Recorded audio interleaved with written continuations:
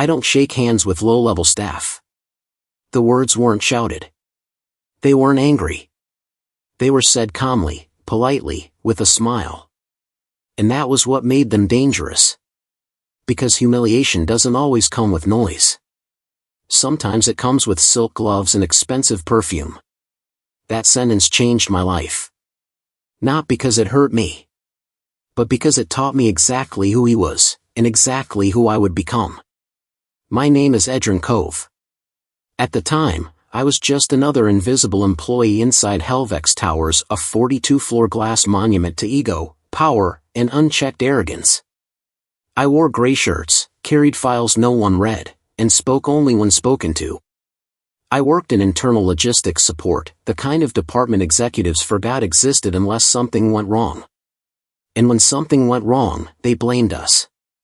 That morning, the building buzzed with fear. The CEO was coming down to the operations floor. Rathmore Valen. A name that made managers straighten spines and assistants forget how to breathe.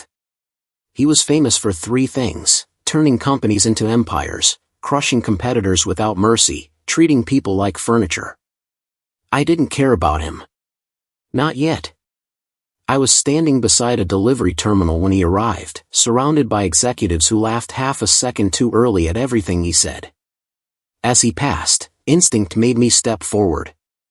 I extended my hand. Not boldly. Not proudly. Just human. He stopped. Looked at my hand like it was contaminated. Then he smiled.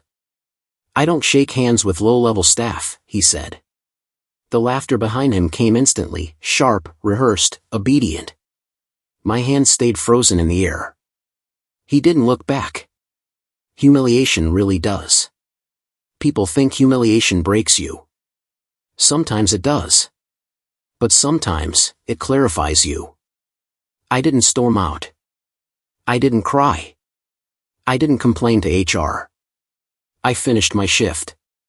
I went home to my one-bedroom apartment with flickering lights and thin walls. And I remembered something Rathmore Valen didn't know. Before I was low-level staff, before I wore gray shirts, before I pushed files, I was a systems architect. And Helvex Towers? It ran on systems I designed. The secret he never questioned. Years earlier, Helvex had acquired a failing tech startup quietly. No press. No headlines. I was one of its founders. But when the buyout happened, I disappeared on paper. Why? Because I didn't want visibility. I wanted control without attention. So, I stayed. I worked quietly. I signed nothing publicly. I let others take credit. And Rathmore? He never asked who really built the infrastructure he bragged about on conference stages. Men like him never ask about foundations. They assume they're standing on rock. Planting nothing, just waiting. Revenge isn't loud. Revenge doesn't rush. Revenge waits for arrogance to rot itself from the inside. I didn't sabotage anything. I didn't steal. I didn't break a rule. I simply stopped saving him. When small inefficiencies appeared, I let them exist. When silent risks emerged, I documented them and filed them where only I could see. When executives made short-sighted decisions, I implemented them exactly as requested. Rathmore loved speed. He hated caution. So, I gave him speed. He day the empire hesitated. The collapse didn't come with fire or sirens. It came with silence. One morning, Helvex systems slowed just enough to be noticeable. Stock trades delayed by seconds. Automated reports lagging. Compliance flags triggering audits. Nothing illegal. Nothing obvious. But investors hate uncertainty. Rathmore went on television smiling. Minor technical recalibrations, he said. But behind the glass walls, panic began to sweat. The boardroom where he begged. 3 weeks later, the board called an emergency closed-door meeting. For the first time, Rathmore didn't sit at the head. He stood. I was invited. Not as staff. as a silent stakeholder representative. When I walked in, he frowned. Confused. Annoyed. Then the chairman said my name. Rathmore's face drained of color. The handshake reversed. He approached me afterward. Nervous. Careful.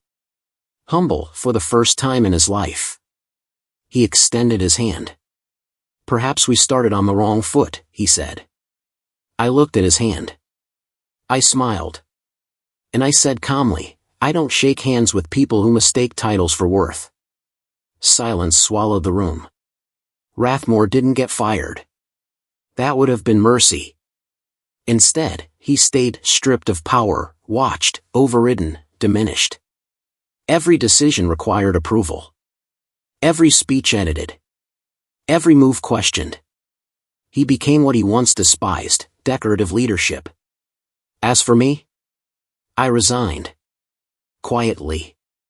I now own controlling interest in 3 companies. And sometimes, when I attend events, I shake every hand janitors first. Because power doesn't come from standing above people. It comes from knowing you never had to. The most dangerous mistake powerful people make is believing silence means insignificance. Because some people aren't quiet. They're patient. When power realizes it is bleeding.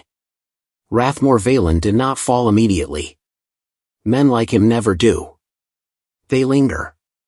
They rot slowly in plain sight. After the boardroom humiliation, he told himself it was temporary, that power always swung back to those bold enough to seize it. He started arriving earlier, speaking louder, asserting authority where none remained. But authority without control is just noise. Every directive he gave was quietly rerouted. Every decision he announced was revised before execution. He signed documents that no longer mattered.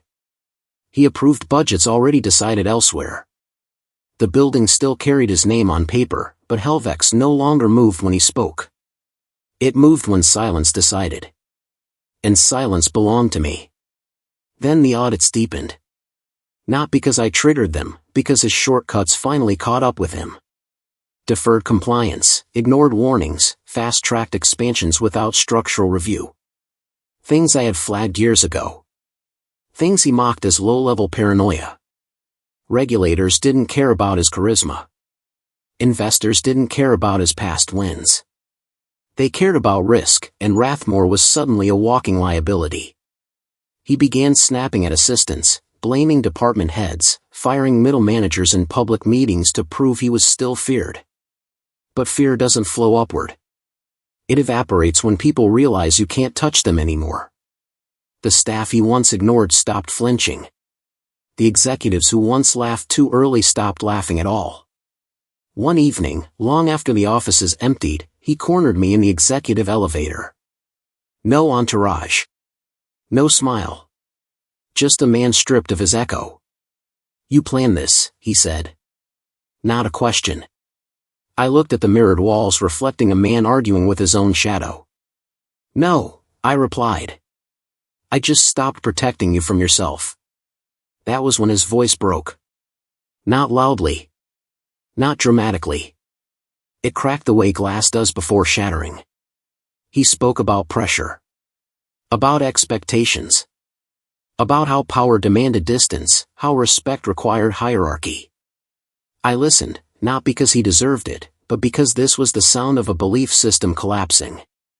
When the elevator doors opened, I stepped out first. He reached for my arm, desperation raw and unbecoming. You could fix this, he whispered. I turned. Looked him in the eyes. And said the words that would haunt him longer than any termination letter, I already did. Within months, the board announced a strategic leadership restructuring. Rathmore retained his title but lost every lever that mattered. His signature required countersignatures. His access was restricted. His calendar was curated by people who once waited outside his office for hours. The man who wouldn't shake hands now had to ask permission to speak.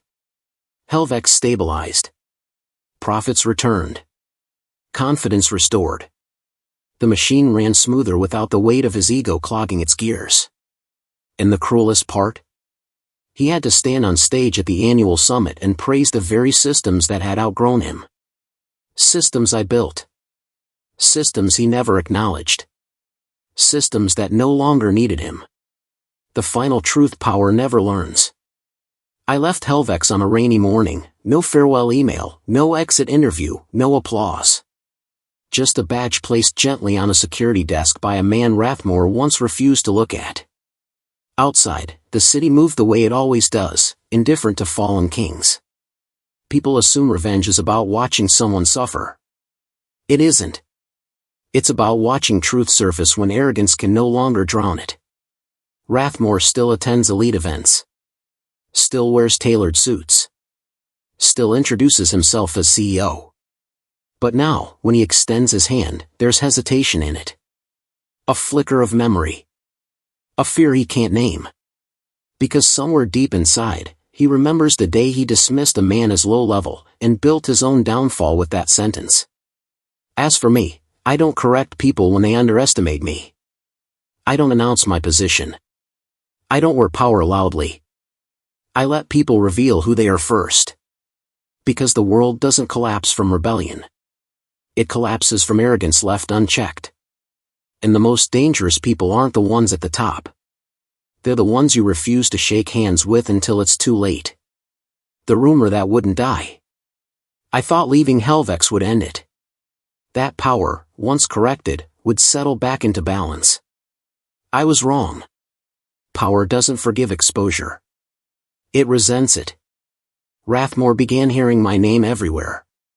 In meetings where I wasn't present. In reports he didn't author. In decisions that bypassed him without explanation. Vendors asked for confirmations that no longer required his approval. Partners requested assurances that didn't include him at all. A rumor started circulating, quiet, poisonous, unstoppable, that Helvex's real spine had always belonged to someone else. He tried to trace it, to kill it, but rumors don't bleed. They suffocate. Every attempt he made to reclaim relevance only confirmed his irrelevance. He scheduled a keynote without board clearance. They canceled it publicly. He announced an initiative on social media. Legal retracted it within the hour. The humiliation wasn't explosive anymore. It was constant. Drip by drip. The kind that erodes a man from the inside until even mirrors stop cooperating. He began drinking before noon.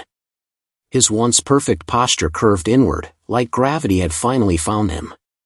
And the cruel symmetry of it all? The very low-level staff he once dismissed were now the ones executing the future without him. When the past comes to collect. A forensic review uncovered archived emails. Old directives. Recorded dismissals of warnings labeled non-essential. His fingerprints were everywhere. Not criminal enough for prison. But damning enough for legacy destruction. The board didn't announce his removal. They announced an investigation. A word that freezes careers in place. Sponsors withdrew quietly. Speaking invitations vanished. Awards were postponed. His portrait remained in the lobby, but no one looked at it anymore. Employees walked past without slowing. The final blow wasn't corporate. It was personal. His protégés, people he once molded in his own image, distanced themselves. They learned the cost of standing too close to a collapsing monument. When he finally resigned, it happened on a Friday evening. One paragraph. No ceremony. No applause. Just a notification buried beneath market updates. The man who believed hierarchy made him untouchable left through the same doors as everyone else. Alone. The meeting he never expected. Months later, I sat in a private conference room overlooking a different city. Different skyline. Different power structure. I was finalizing a merger when the door opened and he walked in. Older. Smaller. No entourage. He froze when he saw me. The room felt tighter. He tried to speak. Failed. Tried again. I didn't know, he said finally. I didn't answer. Not because I was cruel, but because ignorance had been his favorite defense. He asked for advice. Not forgiveness. Advice. That was the moment I understood the full arc of revenge. When the powerful stop asking for mercy and start asking for guidance from the people they once dismissed. I told him the truth he never learned as CEO. Power isn't proven by who you exclude. It's proven by who still stands when you're gone. He nodded like a student hearing language for the first time. When the meeting ended, he offered his hand. It trembled. I shook it. Not for him. For myself. Closure isn't kindness. It's clarity. What I built from the silence. I didn't build my future on his collapse. I built it on everything he ignored. Teams without titles but with ownership. Systems designed to prevent ego from outrunning accountability. Companies where respect was a policy, it was default. I invested in people others overlooked. Cleaners who understood operations better than managers. Assistants who saw patterns executives missed. Quiet professionals who never raised their voices but carried entire structures on their backs. The returns were obscene. Not just financial. Cultural. Sustainable. Every success reminded me of that day in Helvex Towers. The frozen hand. The polite cruelty. And I never corrected anyone who assumed I was just another consultant. Assumptions are the sharpest tools arrogant people hand you. The sentence that outlived him. Years later, I attended a leadership forum. Rathmore's name came up in a panel discussion not as a villain, not as a hero, but as a lesson. A cautionary footnote. A speaker quoted him inaccurately, but the room nodded anyway. Truth doesn't need precision when reputation is gone. Afterward, a young intern approached me. Nervous. Respectful. He extended his hand too quickly, apologizing for the mistake. I shook it immediately. Firmly. Looked him in the eye. Never let anyone convince you your level defines your worth, I said. He smiled, relieved, unaware of the history he had just completed. And as I walked away, I realized something final and irreversible. The most powerful revenge isn't destroying someone. It's surviving their worldview and building a world where it can never thrive again. Rathmore tried to rebuild himself the way fallen men often do, by rewriting the story. He gave interviews framed as reflections. He spoke about learning curves and missteps of leadership. He blamed timing, culture, pressure, anything except the belief that had poisoned him from the start. But narratives don't belong to the speaker once the audience has decided. Every article about him carried the same undertone, diminished. Every profile ended with the same quiet question, what went wrong? And the answer never needed to be written. Because people remembered the stories employees whispered. The arrogance. The dismissals. The day he refused a handshake and announced to the room exactly who he thought mattered. He became a reference point in executive training, not by name, but by behavior. Don't be like this, instructors said, without saying him. That was his punishment. Not erasure. Preservation as a warning. The day he saw the future without him. Years later, Helvex announced a breakthrough partnership built on the very architecture he once belittled. The press conference was everywhere. I wasn't on stage. I never was. But my fingerprints were on every system powering it. Rathmore watched from a distance, uninvited, standing behind barriers meant for people without access.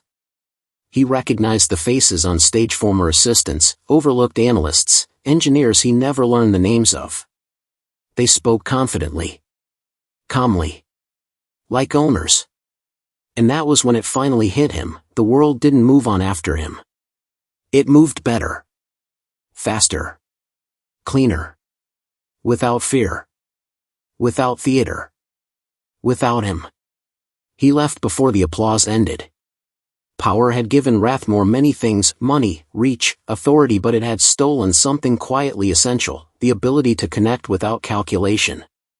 When it was gone, nothing replaced it. His network thinned. Invitations slowed. People no longer returned calls quickly. Not because they hated him but because he no longer mattered to their future. And relevance, once lost, doesn't regenerate. It migrates. He learned too late that shaking hands isn't about courtesy. It's about acknowledgement. And every time he withheld it, he severed a thread he would one day need. The last time I saw Rathmore, it wasn't in a boardroom or a conference hall. It was in a quiet cafe near a transit station. He sat alone, stirring a drink he wasn't drinking. He recognized me and nodded. No resentment. No pride.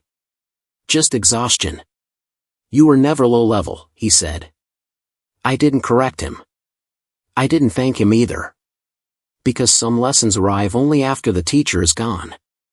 He stood to leave, hesitated, then extended his hand steady this time. I shook it. And for the first time, there was no power imbalance. Just two men, one who learned too late, and one who never forgot. People still ask me how to get revenge on those who humiliate them. I tell them the truth they don't expect. Don't aim for destruction. Aim for independence. Build so well they can't reach you. Grow so quietly they don't see you coming. And when they finally notice, let it be from a distance where their apologies can't travel. Because the cruelest fate for arrogance isn't collapse. It's watching the world thrive without needing you. And it all begins the moment someone looks at your outstretched hand and decides you are beneath them without realizing they've just placed themselves below what's coming. After that cafe meeting, I expected closure. Stories teach us that endings arrive clean, wrapped in understanding. Real life doesn't work that way. Closure doesn't announce itself. It seeps in slowly, like air replacing smoke after a fire. Rathmore faded further from relevance, but something else happened, something quieter, more dangerous. His mindset didn't disappear with him. It lingered in boardrooms, in startup founders who worship titles, in executives who learn confidence but not humility. I began noticing it everywhere, the pause before a junior spoke, the way eyes slid past support staff, the subtle ranking of human worth. That was when I realized revenge against one man was never the point. The real enemy was the belief that power grants permission to dehumanize. And beliefs don't die when individuals fall. They migrate. They adapt. They wait. So, I started testing people. Quietly. In meetings, I introduced assistants as equals. I watched reactions. I observed who interrupted, who ignored, who smiled politely but disengaged. I invited janitors to planning sessions under the excuse of operational insight. Some executives scoffed. Some leaned back, amused. A few leaned forward and listened. Those few became partners. The rest never knew why opportunities stopped coming their way. I never corrected them. Arrogance doesn't need enemies. It builds its own walls and calls them standards. Not everyone welcomed this shift. Some called it inefficient. Others called it dangerous. One senior advisor laughed and said, "You're blurring lines." I looked at him and replied, "No. I'm erasing illusions." That advisor left 6 months later, unable to function without hierarchy propping up his authority. The companies that adopted this approach began outperforming competitors in ways analysts couldn't quantify. Lower turnover. Faster recovery. Fewer scandals. Power distributed, not hoarded. Respect normalized, not negotiated. And every success carried the echo of that original sentence, "I don't shake hands with low-level staff." It had become the benchmark of failure. One night, years after Helvex, I received an email from an address I didn't recognize at first. It was Rathmore. Short. Unpolished. No branding. He wrote that he finally understood what he lost. Not the company. Not the power. The people who would have stood by him if he'd ever let them feel seen. He didn't ask for anything. He just wanted me to know. I read it once. Then I archived it. Not out of cruelty, but because some realizations don't require response. They require acceptance. I walk through offices where interns challenge executives without fear. where cleaners correct directors without apology. Where respect isn't tied to salary bands or seating arrangements. I don't announce that this is my design. Systems work best when ego isn't invited to take credit. Sometimes, I still extend my hand first. Not to test people. Not to provoke. But to remind myself where everything began. That frozen moment. That polite dismissal. That quiet decision to never let someone else define my level again. If you're listening to this story hoping for a dramatic collapse, understand this: the deepest revenge doesn't end with applause. It ends with permanence. Rathmore lives with the knowledge that the world he tried to control learned how to function without him. I live in a world built deliberately to prevent men like him from rising unchecked again. And somewhere, right now, someone is extending a hand and being ignored. They'll decide in that moment who they become next. Power never notices the quiet ones. Until the quiet ones become the system. The final turn didn't come with drama. No courtroom. No press release. No confrontation. That's why no one saw it coming. I was invited to join an international oversight council, quiet, regulatory, deeply influential. The kind of body that doesn't lead companies but decides which ones survive crises. Membership was confidential. Names weren't public. Influence was absolute. I accepted without hesitation. From that seat, I didn't target individuals. I shaped standards. Compliance frameworks. Leadership thresholds. Cultural audits that measured how organizations treated their lowest paid workers. Companies that failed didn't collapse overnight. They slowly lost access. To funding. To partnerships. To protection. Rathmore's philosophy: hierarchy without humanity became economically unviable. Not illegal. Just unsustainable. Years later, a case study circulated quietly among executives. No names. Just a scenario. A CEO refuses to acknowledge a junior employee publicly. The fallout unfolds across decades. It became mandatory reading in leadership certification programs across 3 continents. Rathmore recognized it instantly. He called an old contact to confirm. The answer was simple: it's you. Everyone knows. They just don't say your name anymore.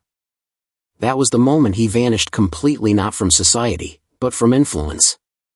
When people stop saying your name, power is truly gone. At the final conference I ever attended, I wasn't on the program. I never was. I walked the floor anonymously, listening. A young CEO stepped off stage, energized, proud.